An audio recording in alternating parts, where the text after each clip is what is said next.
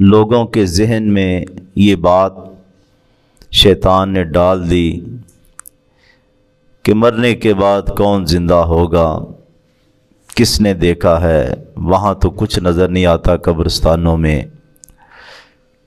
ہڈیاں، ٹاکیاں اور اسی طرح مٹی۔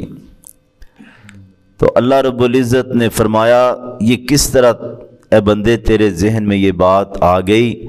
تو زمین کو نہیں دیکھتا، آسمان کو نہیں دیکھتا، پہاڑوں کو نہیں دیکھتا۔ اب فرمایا جا رہا ہے وَنَزَّلْنَا مِنَ السَّمَاءِ، ہم نے نازل کیا، کسی اور نے نہیں۔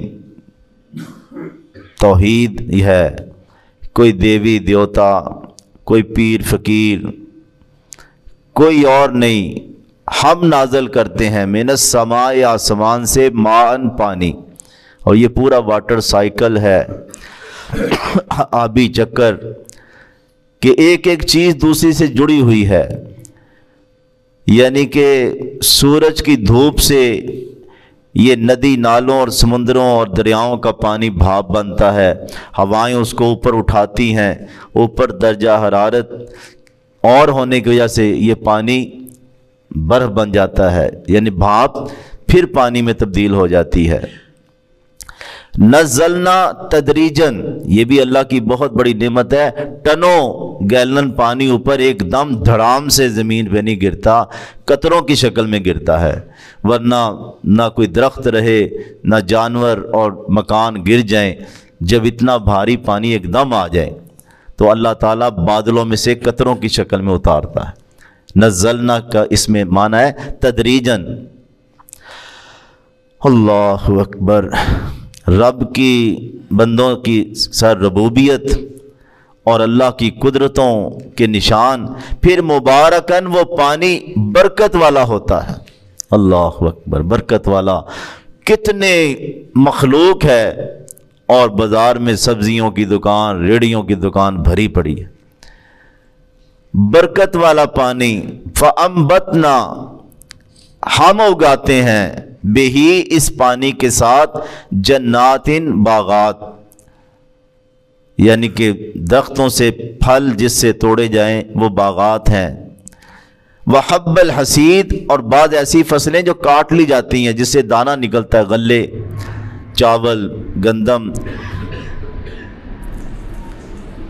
ایک ہی پانی ہے، ایک ہی زمین ہے، ایک ہی آب و ہوا ہے، ایک ہی ماحول ہے، اور مختلف قسم کی فصلیں اگ رہی ہیں۔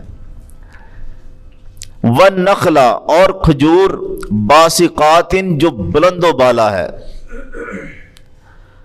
قد کاٹ والے درخت ہیں۔ لہا طلعن، اس کے شگوفے، نزید، تہ بر تہ ہے، پھلوں سے لدے ہوئے یہ کھجور کے درخت ہیں۔ رزقاً للعباد، بندوں کے لیے رزق ہے۔ یعنی کہ کتنے سیارے ہیں، اللہ نے اس کرۂ ارض پہ زندگی کا سارا ہی سامان رکھ دیا، آکسیجن رکھ دی، پانی رکھ دیا، رزق رکھ دیا۔ تو بندہ سوچے تو صحیح، یہ انتظام کون کر رہا ہے؟ آج لوگوں نے اوروں کو رازق سمجھا، اوروں کو مشکل کشا سمجھا، اللہ کے علاوہ اوروں کو بگڑی بنانے والا سمجھا۔ کبھی غور تو کرے یہ سب کچھ کس کے ہاتھ میں ہے؟ وَأَحْيَيْنَا، اور ہم زندہ کرتے ہیں، بِهِ، اسی پانی کے ساتھ، بَلْدَةً مَيْتًا، مردہ زمین۔ آپ دیکھیں یہاں تو خیر بارشیں ہوتی رہتی ہیں، بعض اوقات صحرائی علاقے میں یا مکہ کے اندر اس وقت کئی سال، 5 سال ہو جاتے ہیں بارشیں نہیں ہوتی تھی۔